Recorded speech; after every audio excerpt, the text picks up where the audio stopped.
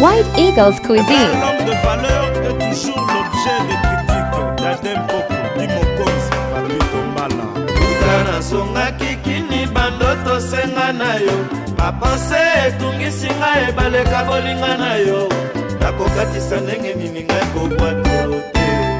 Ngai pete ya solo bolingo pasi. Tonton Feli. Nakoma na ngai Yesu natambola likolo ya mai.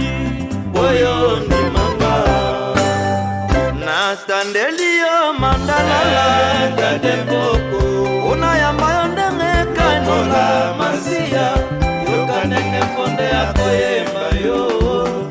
Na modele ya basantu na konzemba ya wenge. Dadem Poko keba moto akokufa. C'est vrai qu'il faut battre le fer quand il est chaud.